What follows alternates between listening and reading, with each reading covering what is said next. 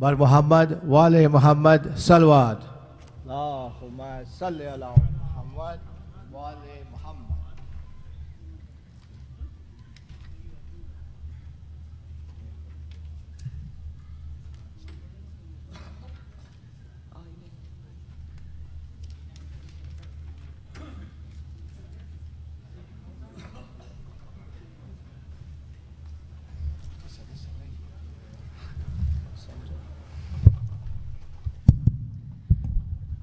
Bismillahirrahmanirrahim.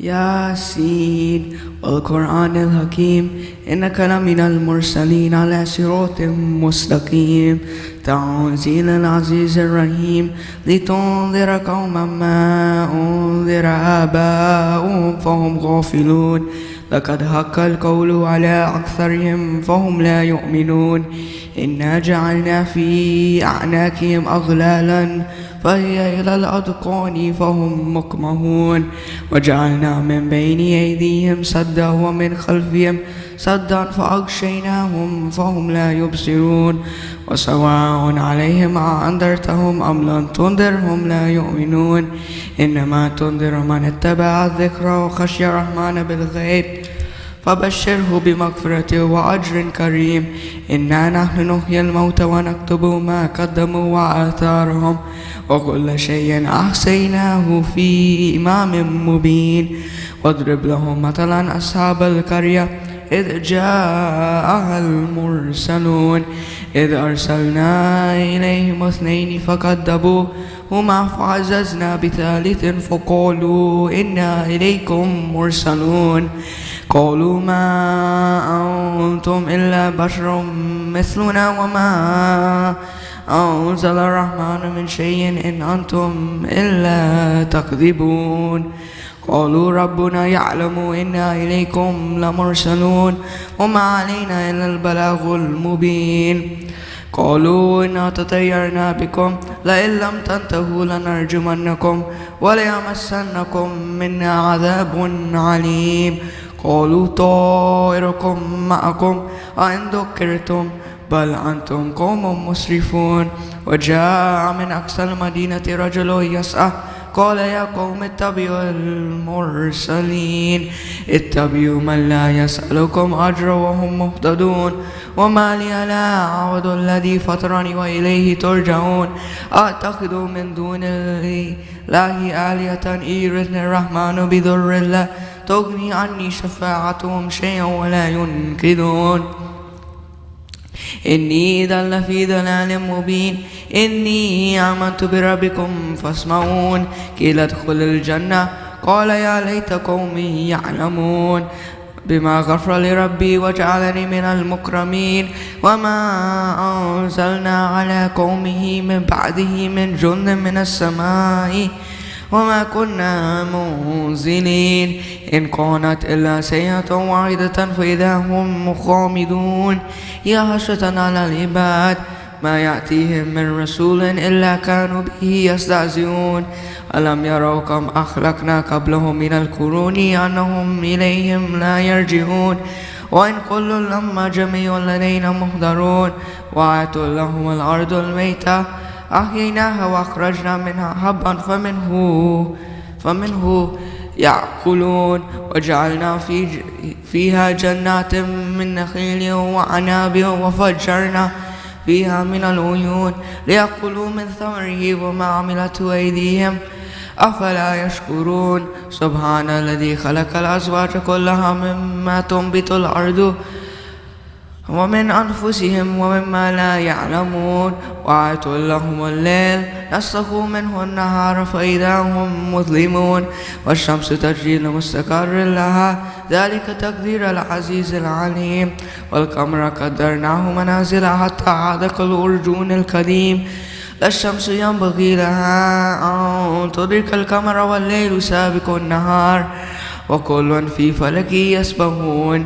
وآية لهم أنا حملنا ذريتهم في الفلك المشحون وخلقنا لهم من مثله ما يركبون وإن نشأ نغرقهم فلا صريخ لهم ولا هم ينقذون إلا رحمة منا ومتاعا إلى حين وإذا قيل لهم قيل لهم اتقوا ما بين أيديكم وما خلفكم لعلكم ترحمون وما تأتيهم من آية من آيات ربهم إلا كانوا عنها معرضين وإذا قيل لهم أنفقوا مما رزقكم الله قال الذين كفروا للذين آمنوا أنطعم من لو يشاء الله أطعمه إن أنتم إلا في ضلال مبين ويقولون متى هذا الوعد إن كنتم صادقين ما ينظرون إلا سيئة واحدة تأخذهم وهم يخصمون فلا يستطيعون توصية ولا إلى أهلهم يرجعون نفخ في السور فإذا هم من الأجداث إلى ربهم ينسلون قالوا يا ويلنا من بعثنا من مرقدنا هذا ما وعد الرحمن وصدق المرسلون إن كانت إلا سيئة واحدة فإذا هم جميع لدينا محضرون فاليوم لا تظلم نفس ولا تجزون إلا ما كنتم تعملون إن أصحاب الجنة اليوم في شغل فاكهون هم وأزواج في ظلال على الأرائك متكئون لهم فيها فاكهة ولهم ما يدعون سلام قولا من رب رحيم وامتازوا اليوم أيها المجرمون ألم أعهد إليكم يا بني آدم ألا تعبدوا الشيطان إنه لكم عدو مبين وأن اعبدوني هذا صراط مستقيم ولقد أضل منكم جبلا كثيرا أفلم تكونوا تعقلون هذه جهنم التي كنتم توعدون اصلوها اليوم بما كنتم تكفرون اليوم نختم على أفواههم وتكلمنا أيديهم وتشهد أرجلهم بما كانوا يكسبون ولو نشاء لطمسنا على أعينهم فاستبقوا الصراط فأنى يبصرون ولو نشاء لمسخناهم على مكانتهم فما استطاعوا مضيا ولا يرجعون وما نؤمره ننقص في الخلق أفلا يعقلون وما علمناه الشعر وما ينبغي له إن هو إلا ذكر وقرآن مبين لينذر ما كان هيا ويحق القول على الكافرين أولم يروا أنا خلقنا لهم مما عملت أيدينا أنعاما فهم لها مالكون ودللناها لهم فمنها ركوبهم ومنها يأكلون ولهم فيها منافع ومشارب أفلا يشكرون واتخذوا من دون الله آلهة لعلهم ينصرون لا يستطيعون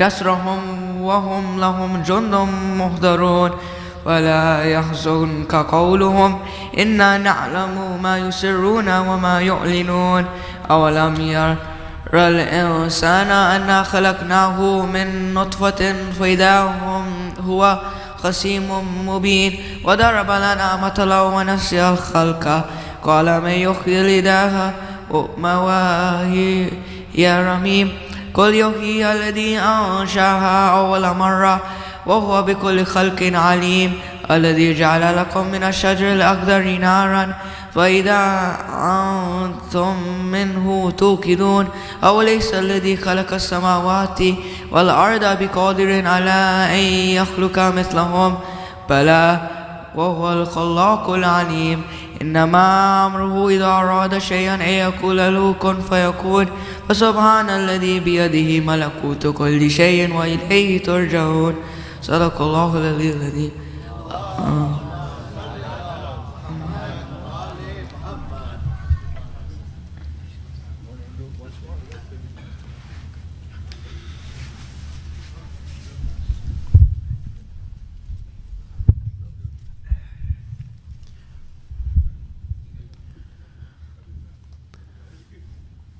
بسم الله الرحمن الرحيم اللهم صل على محمد وآل محمد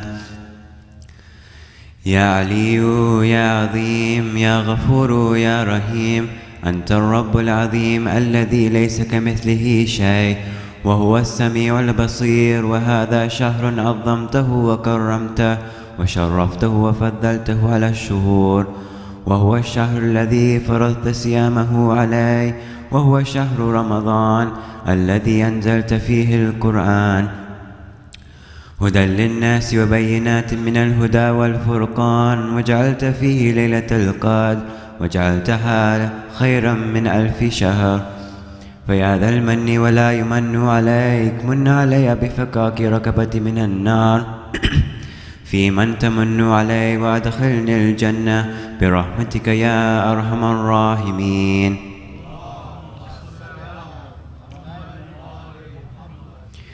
بسم الله الرحمن الرحيم. اللهم صل على محمد وآل محمد. اللهم رب شهر رمضان الذي أنزلت فيه القرآن وافترضت على عبادك فيه الصيام، صل على محمد وآل محمد، وارزقني حج بيتك الحرام في عامي هذا وفي كل عام، واغفر لي تلك الذنوب العظام، فإنه لا يغفرها غيرك يا رحمن يا علام.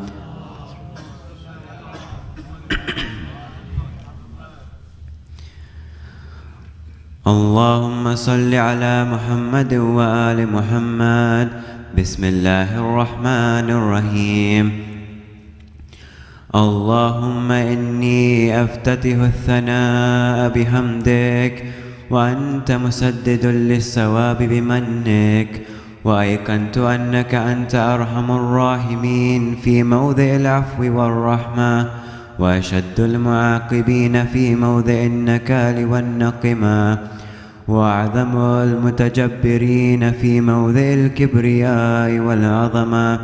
اللهم أذنت لي في دعائك ومسألتك، فاسمع يا سميع مدهتي، واجب يا رحيم دعوتي، واكل يا غفور عثرتي. فكم يا إلهي من كربة قد فرجتها، وهموم قد كشفتها، وعثرة قد أقلتها، ورحمة قد نشرتها، وهلقة بلاء قد فككتها. الحمد لله الذي لم يتخذ صاحبة ولا ولدا، ولم يكن له شريك في الملك، ولم يكن له ولي من الذل، وكبره تكبيرا. الحمد لله بجميع محامده كلها، على جميع نعمه كلها. الحمد لله الذي لا مضاد له في ملكه، ولا منازع له في أمره. الحمد لله الذي لا شريك له في خلقه، ولا شبيه له في عظمته. الحمد لله الفاشي في الخلق أمره، وحمده الظاهر بالكرم مجده، الباسط بالجود يده، الذي لا تنقص خزائنه ولا تزيده كثرة العطاء إلا جودا وكرما، إنه هو العزيز الوهاب. اللهم إني أسألك قليلا من كثير، مع حاجة بي إليه عظيما، وغناك عنه قديم، وهو عندي كثير، وهو عليك سهل يسير. اللهم إن عفوك عن ذنبي، وتجاوزك عن خطيئتي، وسفحك عن ظلمي، وسترك على قبيح عملي، وحلمك عن كثير جرمي، عندما كان من خطائي وعمدي أطمعني في أن أسألك ما لا أستوجبه منك، الذي رزقتني من رحمتك، وأريتني من قدرتك، وعرفتني من إجابتك، فصرت أدعوك آمنا، وأسألك مستأنسا، لا خائفا ولا وجلا، مدلا عليك فيما قصدت فيه إليك. فإن أبطأ عني عتبت بجهلي عليك، ولعل الذي أبطأ عني هو خير لي لعلمك بعاقبة الأمور. فلم أر مولا كريما أصبر على عبد لئيم منك علي يا رب. إنك تدعوني فأولي عنك، وتتهبب إلي فتبغض إليك، وتتودد إلي فلا أقبل منك. كأن لي التطول عليك فلم يمنعك ذلك من الرحمة لي والإحسان إلي والتفضل علي بجودك وكرمك، فارحم عبدك الجاهل وجد عليه بفضل إحسانك، إنك جواد كريم.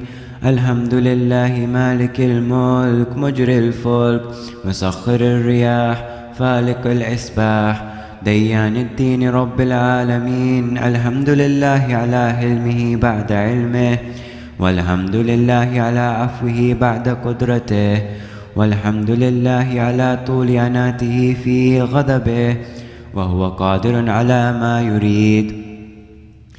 الحمد لله خالق الخلق باسط الرزق فالق الإصباح ذي الجلال والإكرام والفضل والإنعام، الذي بعد فلا يرى وقرب فشهد النجوى تبارك وتعالى. الحمد لله الذي ليس له منازع يعادله، ولا شبيه يشاكله، ولا ظهير يعاضده. قهر بعزته الأعزاء وتواضع لعظمته العظماء، فبلغ بقدرته ما يشاء. الحمد لله الذي يجيبني حين أنادي ويستر علي كل عورة وأنا أعصيه، ويعظم النعمة علي فلا أجازي.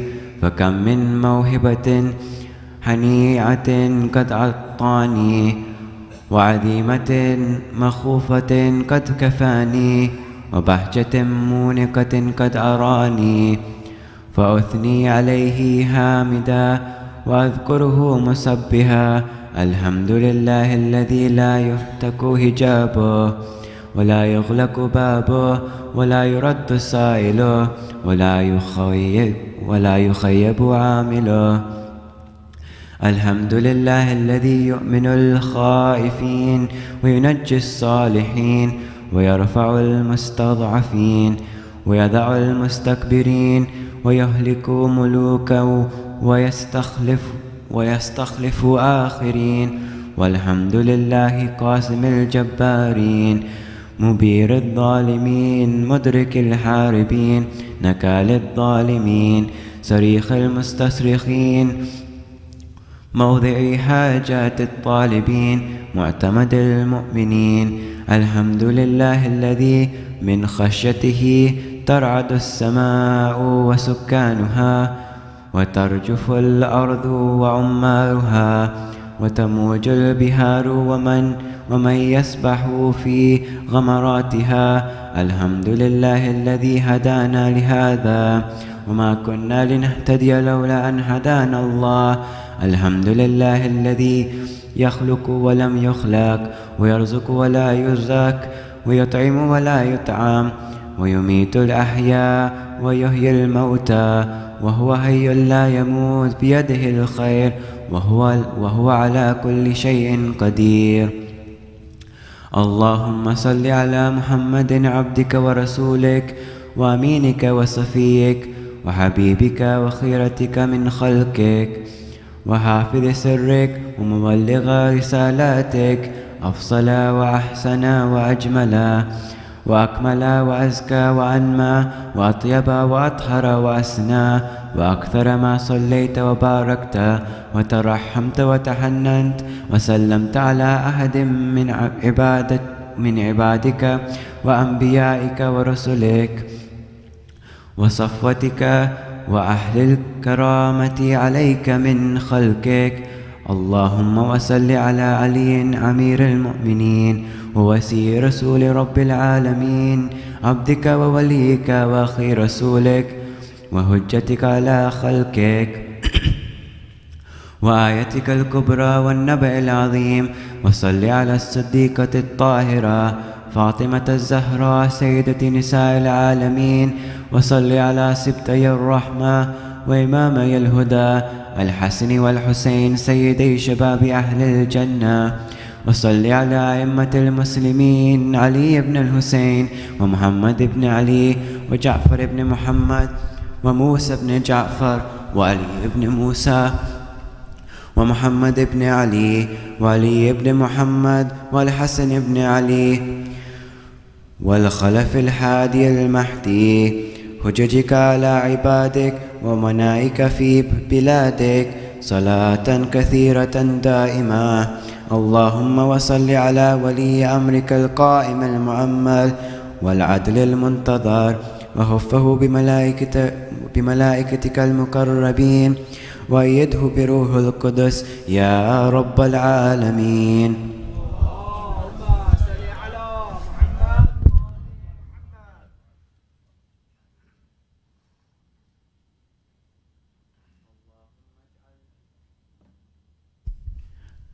اللهم اجعله الداعي إلى كتابك والقائم بدينك استخلفه في الأرض كما استخلفت الذي من قبله.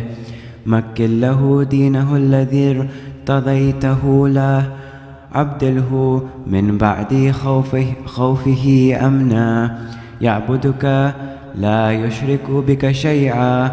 اللهم أعزه وأعزز به، وانصره وانتصر به، وانصره نصرا عزيزا، وافتح له فتحا يسيرا، واجعل له من لدنك سلطانا نصيرا. اللهم أظهر به دينك وسنة نبيك حتى لا يستخفي بشيء من الحق مخافة أحد من الخلق. اللهم إنا نرغب إليك في دولة كريمة تعز بها الإسلام وأهله، وتذل بها النفاق وأهله، وتجعلنا فيها من الدعاة إلى طاعتك والقادة إلى سبيلك، وترزقنا بها كرامة الدنيا والآخرة. اللهم ما عرفتنا من الحق فحملنا، وما قصرنا عنه فبلغناه. اللهم المم به شعثنا، واشعب به صدعنا، وارتق به فتقنا، وكثر به قلتنا، وعزز به ذلتنا، واغن به عائلنا، واقض به عن مغرمنا، واجبر به فقرنا، وسد به خلتنا، ويسر به عسرنا، وبيض به وجوهنا، وفك به أسرنا، وأنجح به طلبتنا، وأنجز به مواعيدنا، واستجب به دعوتنا، واعتنا به سؤلنا، وبلغنا به من الدنيا والآخرة آمالنا، واعتنا به فوق رغبتنا يا خير المسؤولين وأوسع المعطين. اشف به صدورنا، وأذهب به غيظ قلوبنا، واهدنا به لما اختلف فيه من الحق بإذنك، إنك تهدي من تشاء إلى صراط مستقيم. وانصرنا به على عدوك وعدونا إله الحق آمين.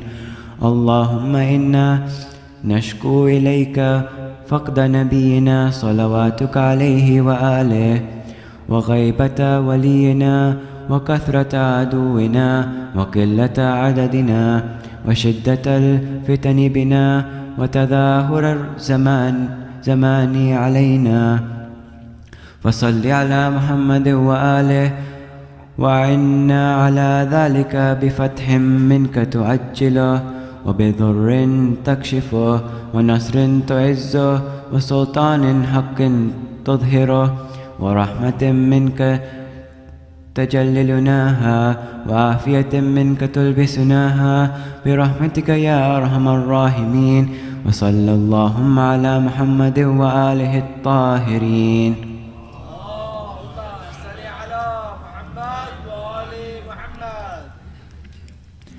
بسم الله الرحمن الرحيم. اللهم صل على محمد وآل محمد. اللهم برحمتك في الصالحين فأدخلنا، وفي عليين فارفعنا، وبكأس من معين من عين سلسبيل فاسقنا، ومن انهور العين برحمتك فزوجنا، ومن البلدان المخلدين كأنهم لؤلؤ مكنون فأخدمنا، ومن ثمار الجنة ولحوم الطير فأطعمنا، ومن ثياب السندس والحرير والاستبرق فألبسنا، وليلة القدر وحج بيتك الحرام وقتلا في سبيلك فوفق لنا، وصالح الدعاء والمسألة فاستجب لنا.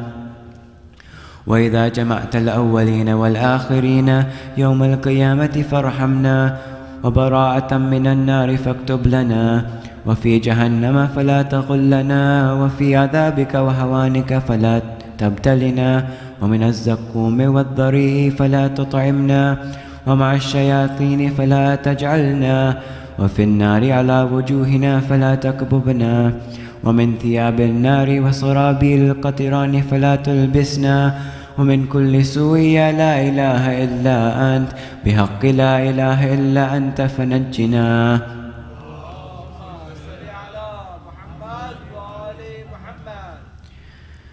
بسم الله الرحمن الرحيم. اللهم صل على محمد وآل محمد.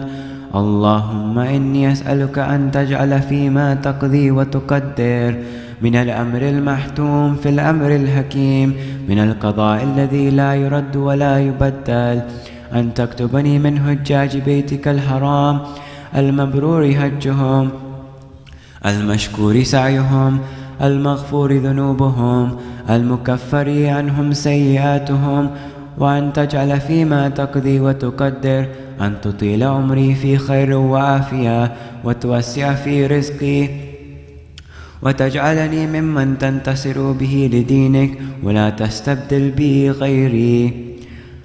أعوذ بجلال وجهك الكريم أن ينقضي عني شهر رمضان أو يطلع الفجر من ليلتي هذه ولك قبلي تبعة أو ذنب تعذبني عليه.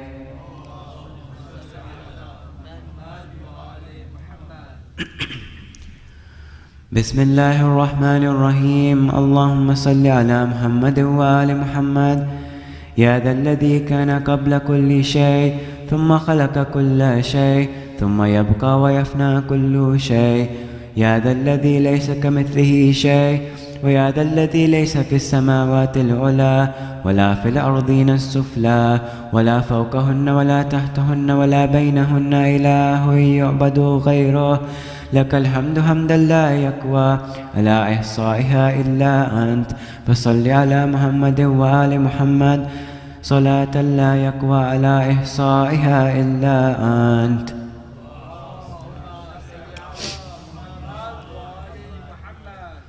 بسم الله الرحمن الرحيم. إلهي وقف السائلون ببابك ولاذ الفقراء بجنابك، ووقفت سفينة المساكين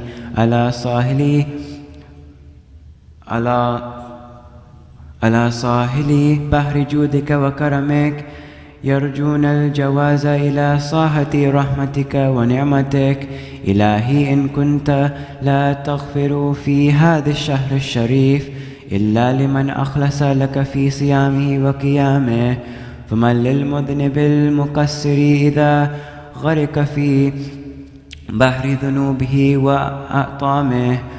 إلهي إن كنت لا ترحم إلا المطيعين فمن للعاصين، وإن كنت لا تقبل إلا من العاملين فمن للمقصرين. إلهي ربح الصائمون وفاز القائمون ونجى المخلصون، ونحن عبادك المذنبون، فارحمنا برحمتك واعتقنا من النار بعفوك يا كريم يا أرحم الراحمين. وصلى الله على محمد وآله الطاهرين.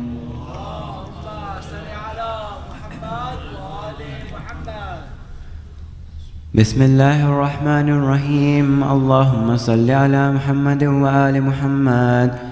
اللهم أدخل على أهل القبور السرور، اللهم أغني كل فقير، اللهم أشبع كل جائع، اللهم اكس كل عريان، اللهم اقض دين كل مدين، اللهم فرج عن كل مكروب، اللهم رد كل غريب، اللهم فك كل أسير، اللهم أصلح كل فاسد من أمور المسلمين، اللهم اشف كل مريض، اللهم سد فقرنا بغناك، اللهم غير سوء حالنا بحسن حالك، اللهم اقض عنا الدين واغننا من الفقر، إنك على كل شيء قدير. اللهم صل على محمد وآل محمد. سورة مباركة الفاتحة.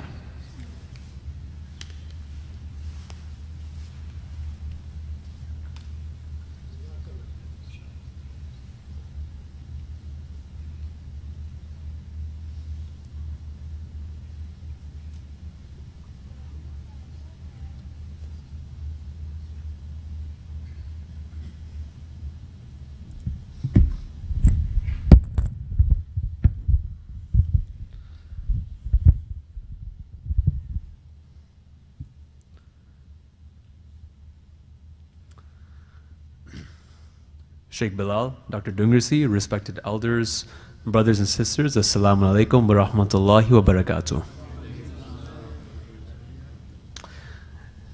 Tonight's majlis is sponsored for the Isali Sawab of the following marhumeen: Marhum Asghar Hirji, Marhum of Hirji, Khalfan, Nur Muhammad and Tijani families, as well as all marhumeen. Al-Fatiha.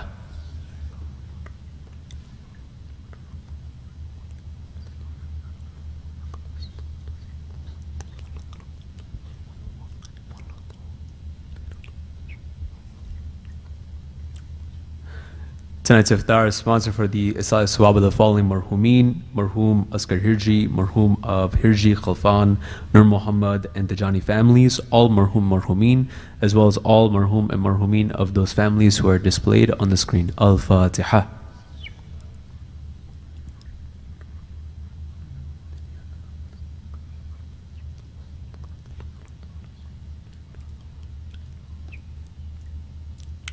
Mu'mineen, as you know, the target this year is $240,000. Funds raised in the month of Mahe Ramadan and Muharram. This actually helps us to sustain the programming of our center, especially when attendance and donations are not very high. We are requesting a family sponsorship of $400 for each family to help us meet this goal. As of now, we have about 25 families who have paid the $400 family sponsorship. Alhamdulillah, so far, we have raised about $58,000 towards our goal of $240,000 for the month of Ramadan. And we are appealing to all mu'mineen within our community to please come forward and donate generously. Ahsant. To donate, you can either scan the QR code or go to sijni.org/donations or see our treasurer's desk in the back of the hall.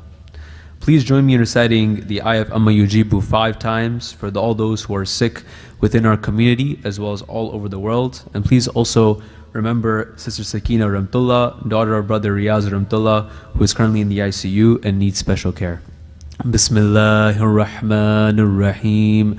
عما يجيب المضطر إذا دعاه يكشف السوء عما يجيب المضطر إذا دعاه يكشف السوء عما يجيب المضطر إذا دعاه يكشف السوء عما يجيب المضطر إذا دعاه يكشف السوء عما يجيب المضطر إذا دعاه يكشف السوء اللهم صل على محمد وآل محمد.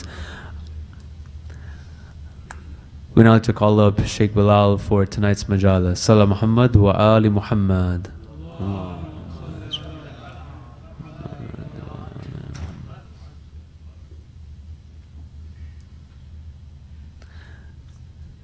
Sorry, Mu'mineen, give us a few minutes while we wait Sheikh Bilal to start the majalis tonight. Salam Muhammad wa Ali Muhammad.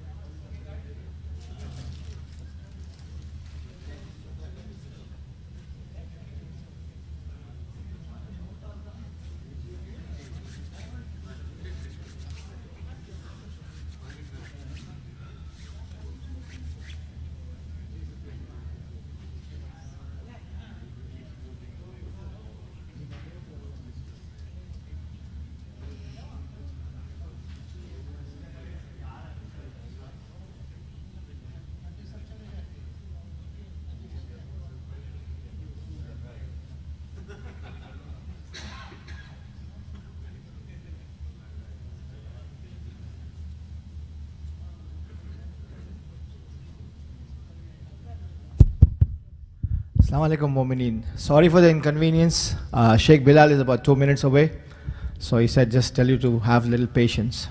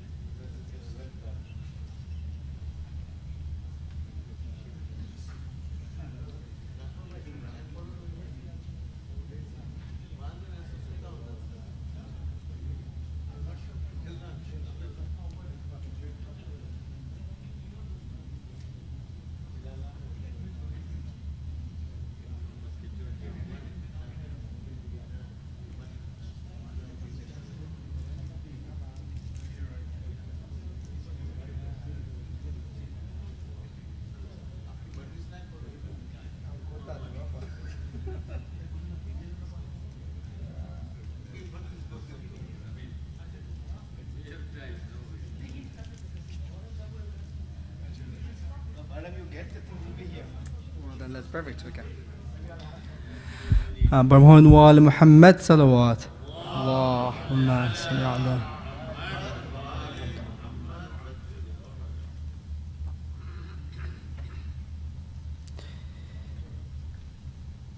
روزے پہ مصطفیٰ کے سگرا دیے جلائے روزے پہ مصطفیٰ کے سگرا دیے جلائے میں روتی نانا جا کی فریاد بھی سنائے کس کو میں دل دکھاؤں دکھ راکھی سے سناؤں کس کو میں دل دکھاؤں دکھ راکھی سے سناؤں ایسے گئے ہیں بابا پھر لوٹ کے نہ آئے روزے پہ مصطفیٰ کے سگرا دیے جلائے میں مانتی ہوں منت سن لو دعا ہے نانا للہ کسی کا بابا بیٹی کو نہ بلائے روزے پہ مصطفیٰ کے سگرا دیے جلائے بعنوان محمد صلوات اللهم صل على محمد. Can you please all welcome Sheikh Bilal بعنوان محمد صلوات اللهم صل على محمد وعلى محمد.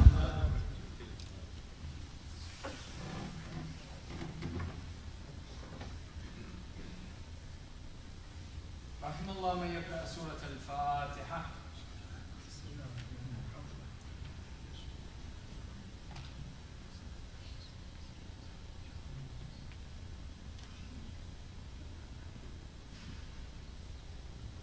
أعوذ بالله من الشيطان الرجيم.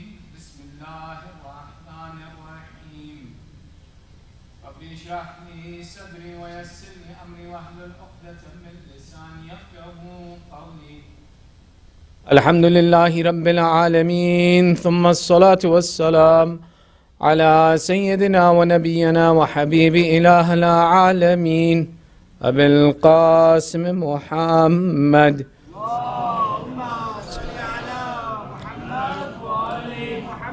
وعلى آله الطيبين الطاهرين المعصومين واللعنة على أعدائهم أجمعين من الآن إلى قيام يوم الدين. أما بعد، فقد قال الله تعالى في محكم كتابه الحكيم: بسم الله الرحمن الرحيم. الزانية والزاني فاجلدوا كل واحد منهما 100 جلدة ولا تأخذكم بهما رأفة في دين الله إن كنتم تؤمنون بالله واليوم الآخر وليشهد عذابهما طائفة من المؤمنين. آمنا بالله. صدق الله العلي العظيم.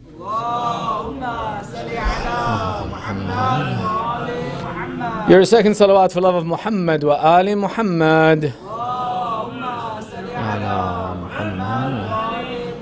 And your loudest salawat for ta'ajil faraj sahib al-asr wa zaman. Allahumma salli ala Muhammad wa Ali Muhammad.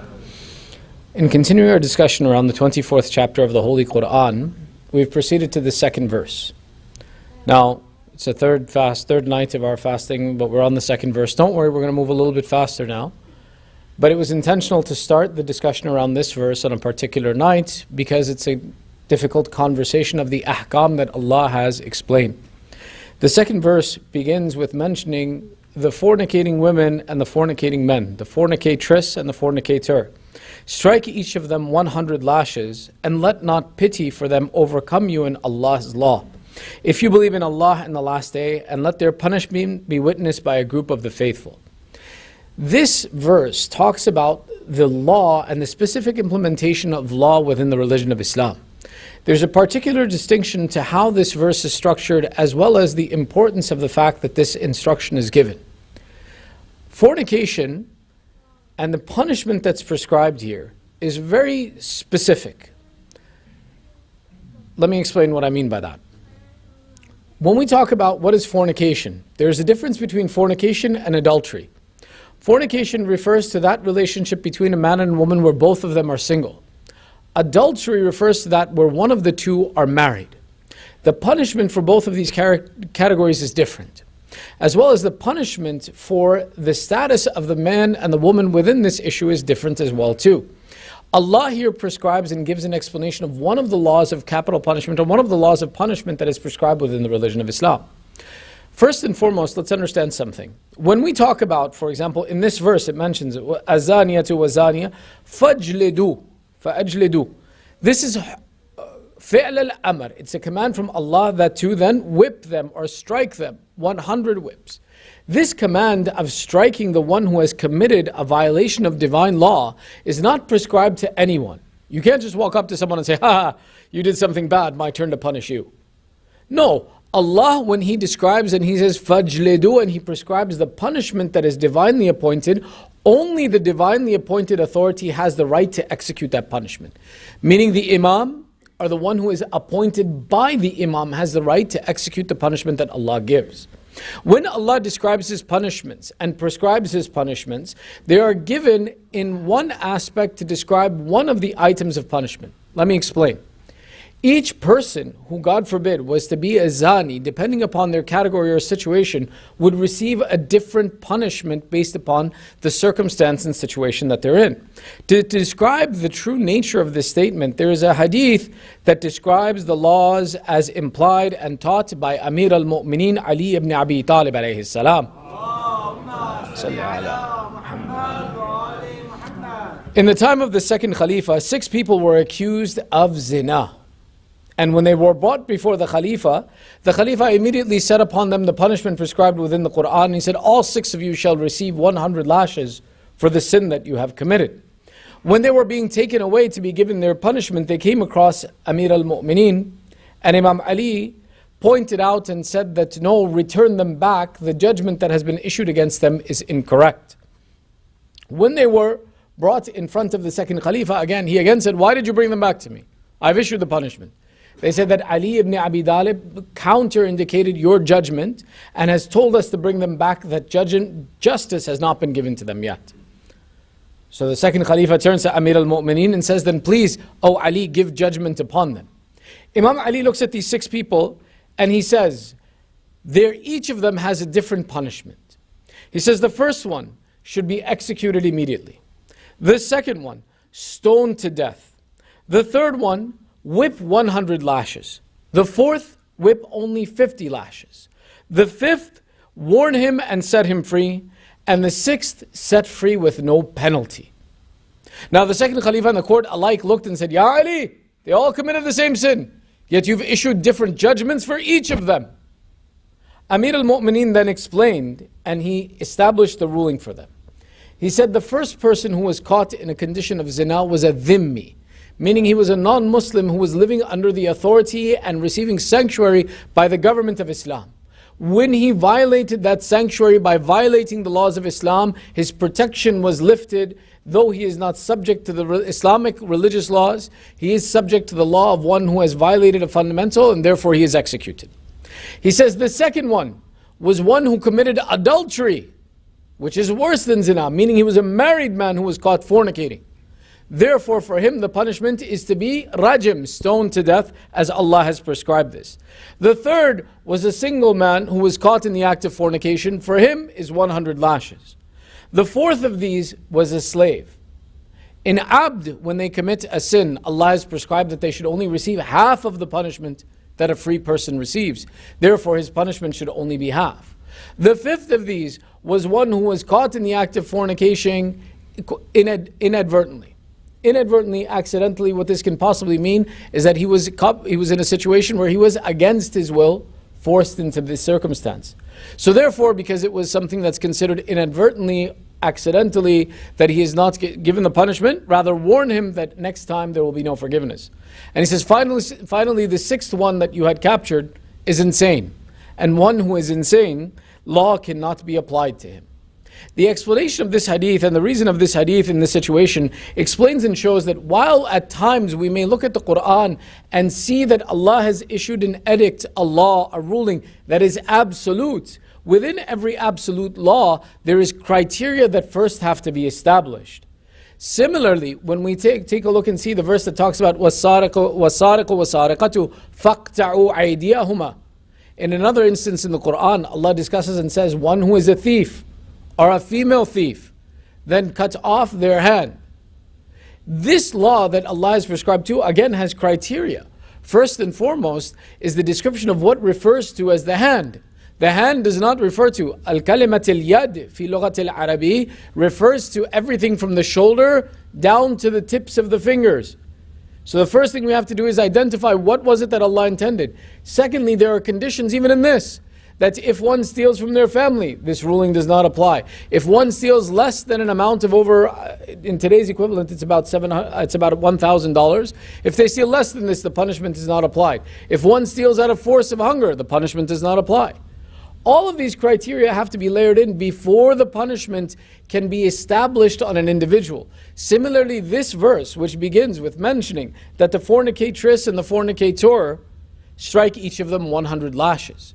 It refers to the condition of one who is single, who does not have a spouse, who does not have someone that they can return to for a halal relationship, that they are entitled to 100 lashes. If in the case a person was married, had access to a halal outlet, and yet in spite of that, he performed this sin, then that is a person whose punishment would be stoning by death. And same in other conditions, that as the criteria are established, the ruling would be changed and different.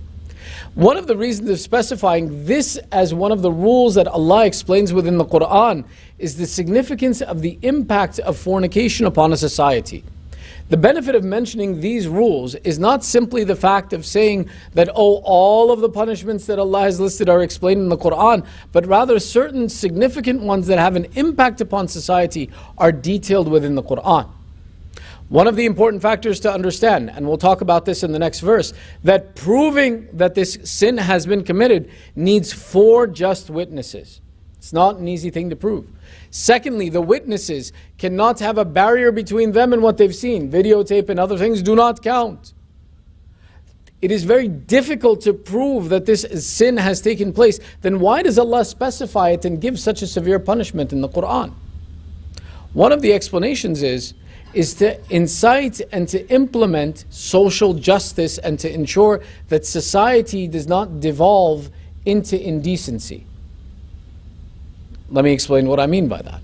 When we talk about, for example, that the hand will be cut of the thief, again, it's not an easy explanation of how this punishment will be issued, but simply by the fact that the punishment exists, it prevents people from committing that sin.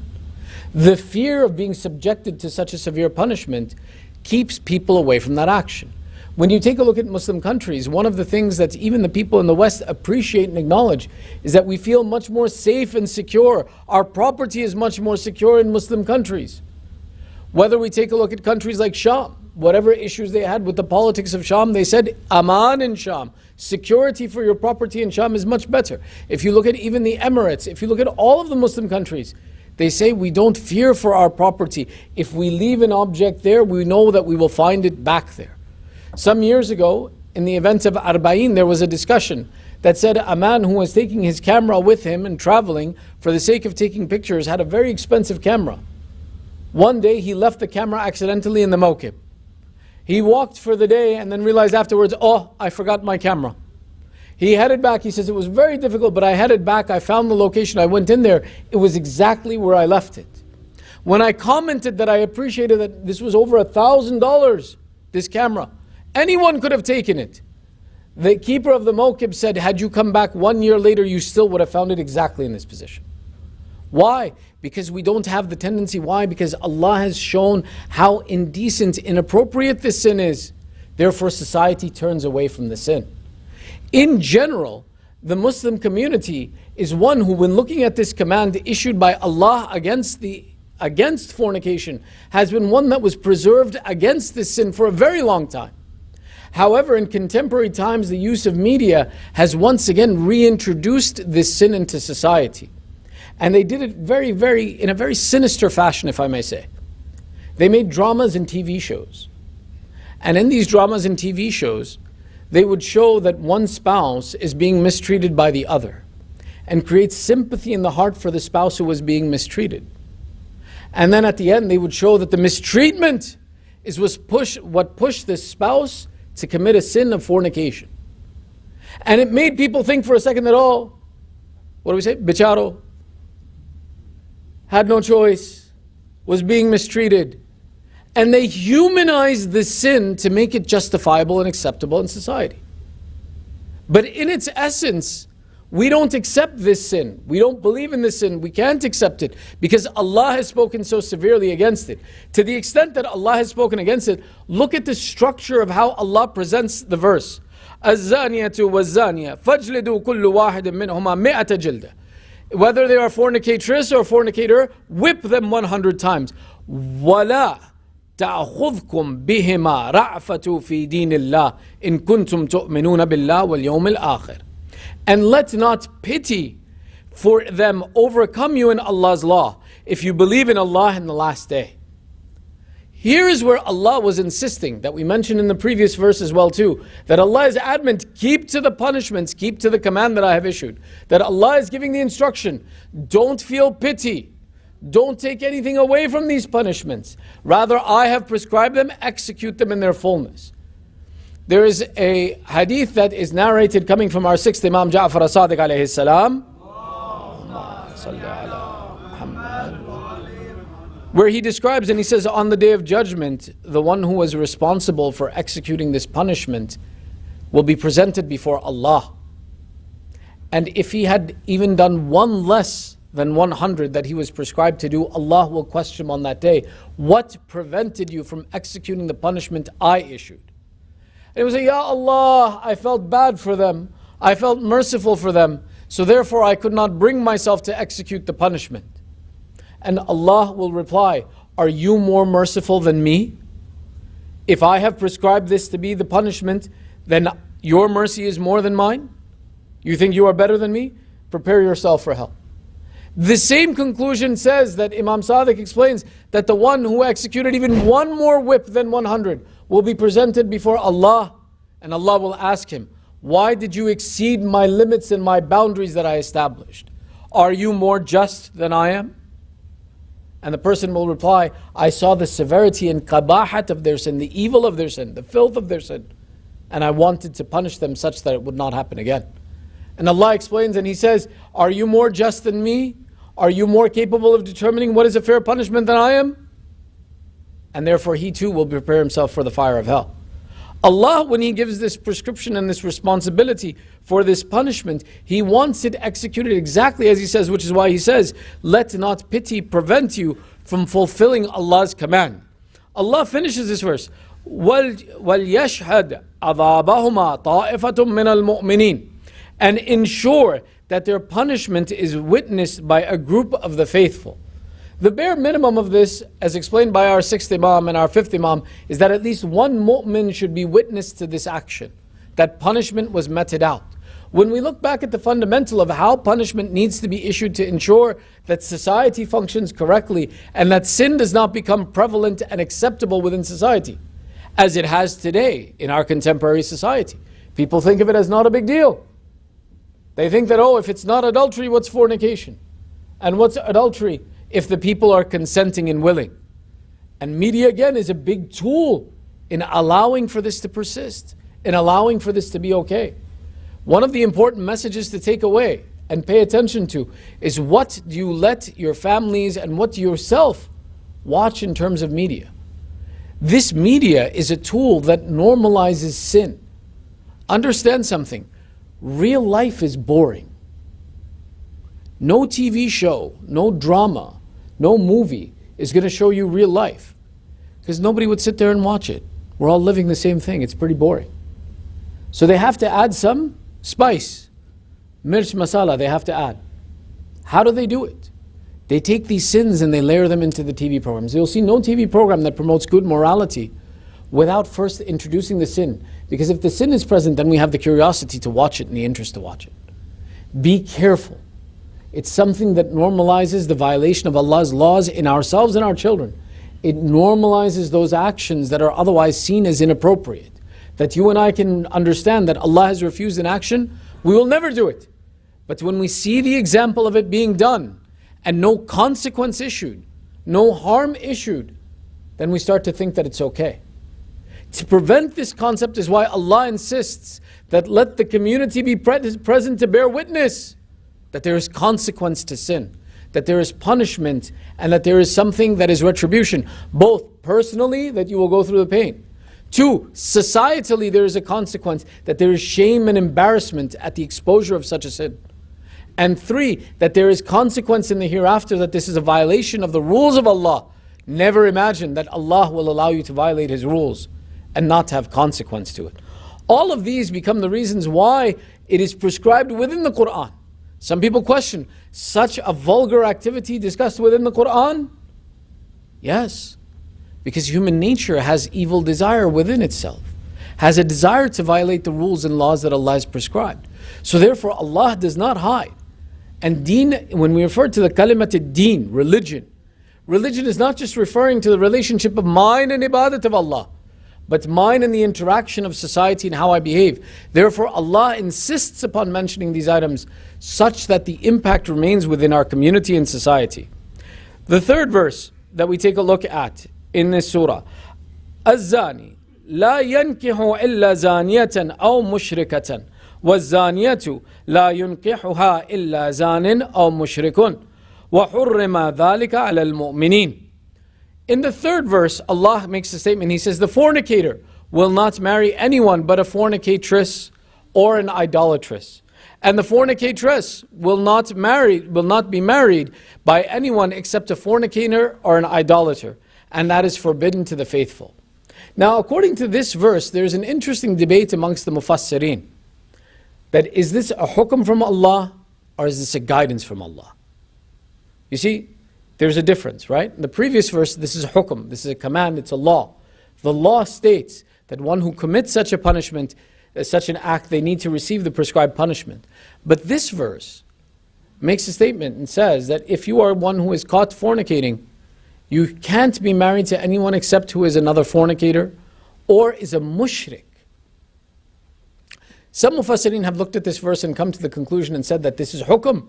The same way that the 100 whips and lashes are due, the same way you are forbidden from marriage in this aspect.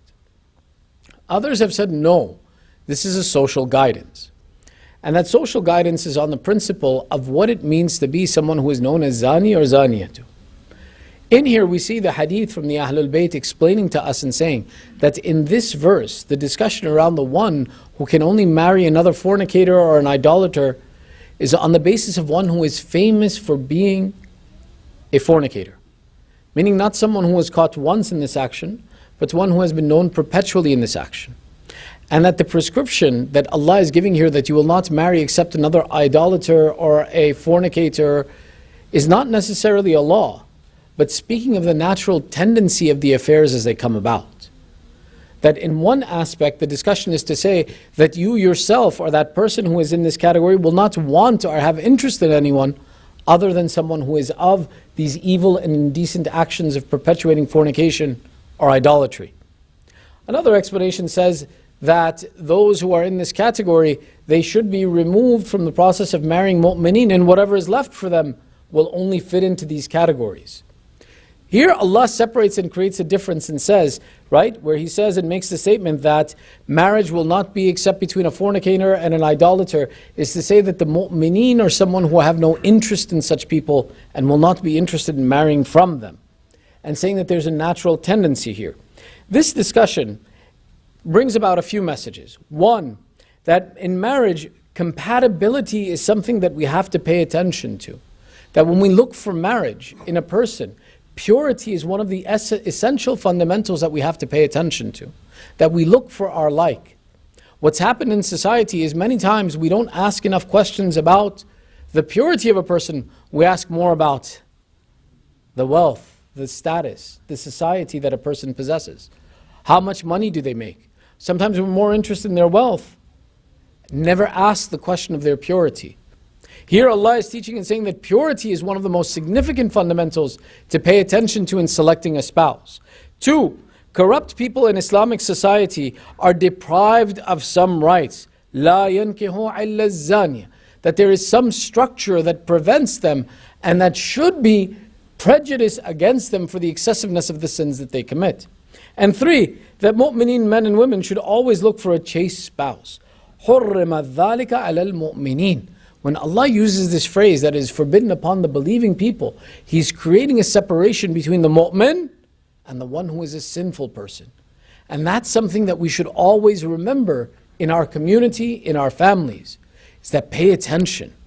What is the status of the individual that I'm marrying? The 4th verse goes into an elaboration that we began discussing in the second one. وَالَّذِينَ يَرْمُونَ الْمُحْسِنَاتِ ثُمَّ لَمْ يَأْتُوا بِأَرْبَعَةِ الشُّهَدَاءَ فَاجْلِدُوهُمْ 80 جِلْدَةً وَلَا تَقْبَلُوا لَهُمْ شَهَادَةً أَبَدًا وَأُولَٰئِكَ هُمُ الْفَاسِقُونَ. Allah in this verse makes a statement. He says, and as for those who accuse chaste women and do not bring 4 witnesses, strike them 80 lashes, and never accept any testimony from them after that. They are transgressors. This discussion is very interesting. First and foremost, one of the important points to note is that to prove zina, you need 4 witnesses. How many do you need to prove murder? 2. Yani for murder, I just need 2 people to bear witness. Yet for adultery or fornication, I need 4. And the interesting thing is that even these 4, as I mentioned, they have to clearly see the act. If there's even a blanket in the middle, they cannot bear witness to this crime. Allah made it very difficult to prove this action because it's the interest of preventing the societal impact of this sin. It's not with the interest of going out and abusing every person that you can come in contact with and running around. And that the societal breakdown of showing such a sin is so significant that Allah does not want to make it easy. Some of the A'immah, for example, in explanation, point out and say that for murder it's only 2 because only one person bears the punishment. But in fornication, because two bear the punishment, therefore 2 witnesses for each, total of 4 witnesses need to be present. This is an elaboration or an explanation, but the fundamental is that the strife that is caused by this sin, and that the absence of extreme consequence may promote people to bear false witness against another person. For example, me bearing witness about murder of this person will cause death to the one who is accused. Therefore, I take it very seriously that I admit that I'm a witness to this action. But maybe I'm willing to bear false witness to an action where the punishment is 100 lashes. That if I wanted to get back at someone, I wanted to punish someone, maybe for a bad business deal, maybe for something else, I would imagine, let me bear false witness on this. It's not death. Something less than that. And this way I'll get my revenge on this individual. Therefore Allah made it mandatory upon 4 witnesses, not upon 2. So as to make sure that no one would be interested in the process of bearing false witness in this action. Another interesting point is the structure of how this discussion talks about the idea of the importance of protecting the chastity of an individual. Look at the fact that even if 3 people, not 4, bear witness, then at that point in time, that they are issued up to 80 lashes for the fact that they bore witness against the person without bringing proof. And the impact of that chastity. Think about it this way. Had they been proven right, the guilty receives how many lashes? 100. By being a liar you receive 80 lashes. The significance of this is again preventing the concept of false witness. One of the significances that Allah wants is the end of fitna within society, causing conflict and strife in a community. Allah promotes the prevention of this conflict and of this strife in society by giving such a punishment that has 2 impacts. 1, you wanted to get him 100 lashes, you got 80 for yourself. And 2, look at how the verse finishes, right? أُولَٰئِكَ هُمُ الْفَاسِقُونَ, that they are those who are the transgressors, and that وَلَا تَقْبَلُوا لَهُمْ شَهَادَةٌ أَبَدًا, that you will never accept witness from that person again. Such severe positions. Now remember something, not accepting witness from that person is that their word holds no weight. If that person was to want to, for example, be a witness in a court case, not possible. If that person came as bearing witness to the ru'yatil halal and saying that I saw the moon, doesn't mean anything. That person wants to lead prayers, they can never lead prayers because they've lost their adalat and their justice and they have no value in their word anymore. The significance of this action is to warn people, don't make light of this action of bearing witness in such a serious offense. Don't take lightly to bring accusation against another Muslim. That if you make this accusation, and it is a false accusation, the consequence of this accusation will be so severe that you will lose everything that you were hoping to protect. As such, there is another story, and we'll end with this, a story from the life of Amir al-Mu'mineen Ali ibn Abi Talib alayhi salam.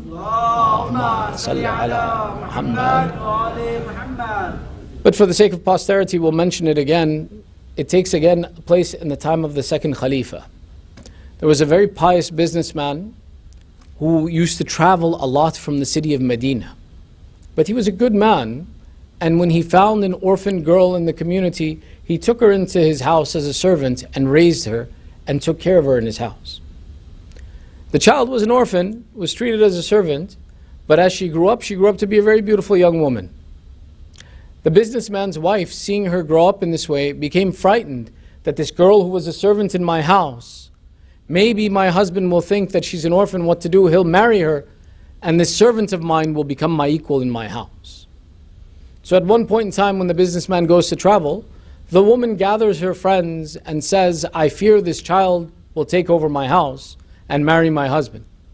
So she says, let's make a plan to accuse her of adultery.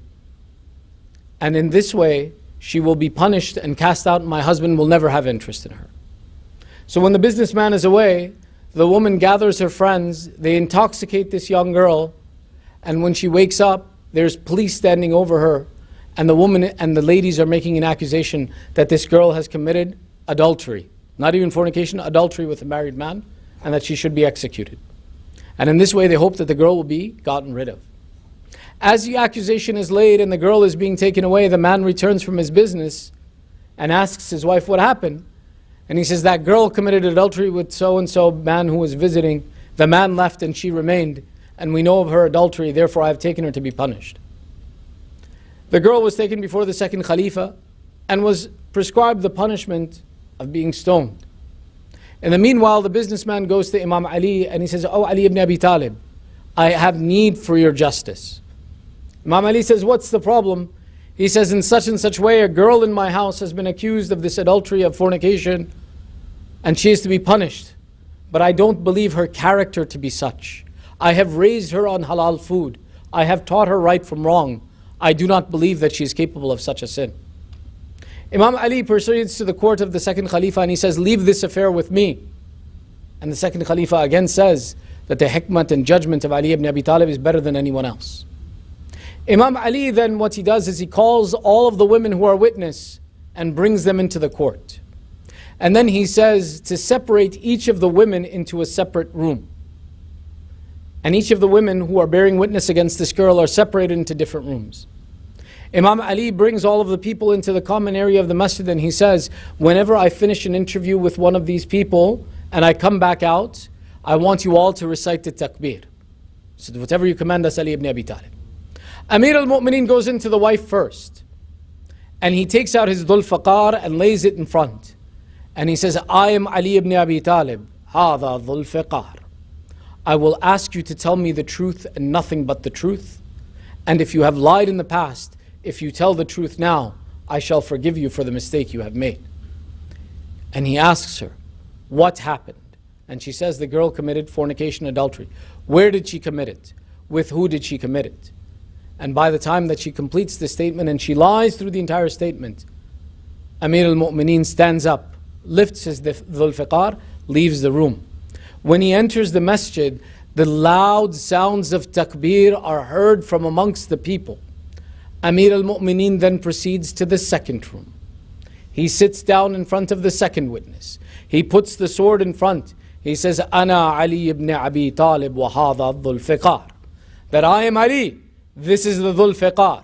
The one before you has told the entire truth. Now I admonish you to tell me the truth in this affair, as it has already been disclosed to Ali ibn Abi Talib. If you tell me the truth now, and you have lied before, I will forgive you. The second person is adamant upon their sin and repeats the same sin over.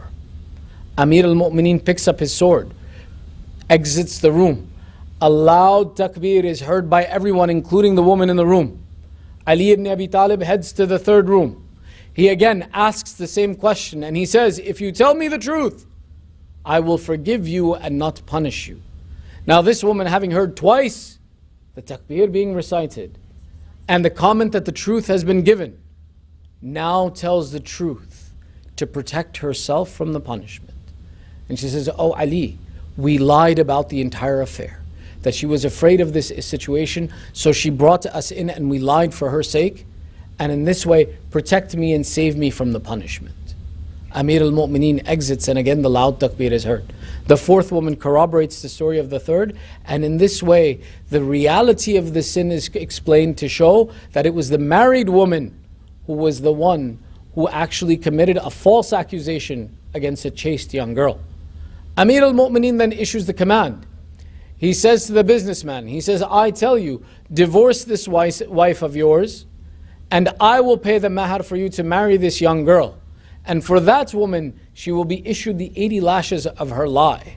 And in this way, Ali ibn Abi Talib says, "I am the first to separate the witnesses to uncover the truth after the Prophet of Allah, Danyal. That I am the inheritor of the Anbiya, and this is the seerah of the Anbiya to uncover the truth." Sallu ala Muhammad wa ali Muhammad. Sallu ala Muhammad wa ali. ندعوك باسمك العظيم الأعظم الأعز الأجل الأكرم يا الله يا الله يا الله يا الله يا الله يا الله يا الله يا الله يا الله يا الله يا محمود بحق محمد يا أعلى بحق علي يا فاطر السماوات بحق فاطمة يا محسن بحق الحسن يا قديم الأحسان بحق الحسين. Oh Allah, accept a small ibadah from us. Ya Allah, forgive our sins and cover our flaws. Ya Allah, by the barakat of this month, by the barakat of the Quran, by the barakat of the Ahlul Bayt who are Quranun Natiq, Oh Allah, we have come with hajat, fulfill our hajat. Ya Allah, there are those amongst our families and our community suffering through sickness and disease. Ya Allah, give shafa'at to the mu'mineen wherever they are. Oh Allah, there are those suffering through insecurity and difficulty in this month. Oh Allah, give aman to the mu'mineen and muslimeen wherever they are. Oh Allah, hasten the reappearance of Sahib al-Zaman. Make us and our families from the upright supporters of Sahib al-Zaman, and entitle us to the ziyarat of Abu Abdullah in this world and the shafa of Abu Abdullah in the hereafter. For the sake of our marhumeen, 1 Surah Fatiha, 3 times Surah Ikhlas, with your loudest of salawat ala Muhammad wa ali Muhammad. Allahumma salli ala Muhammad wa ali Muhammad. Bismillah ar-Rahman ar-Rahim. Alhamdulillah Rabbil Alameen ar-Rahman ar-Rahim. Maliki yawmiddin. Iyyaka na'budu wa iyyaka nasta'in.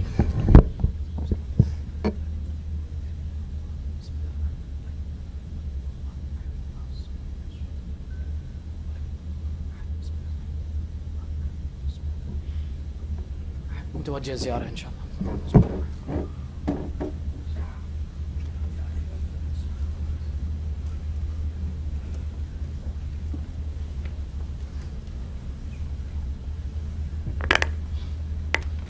السلام عليك يا رسول الله، السلام عليك يا أمير المؤمنين إمام المتقين، السلام عليك يا سيدتنا مولاتنا فاطمة الزهراء سيدة النساء العالمين، السلام عليك يا أبا حسن المجتبى ورحمة الله وبركاته، السلام عليك يا أبا عبد الله وعلى الأرواح التي حلت بفنائك، عليك مني جميعا سلام الله أبدا ما بقيت وبقي الليل والنهار، ولا جعل الله آخر العهد مني لزيارتكم.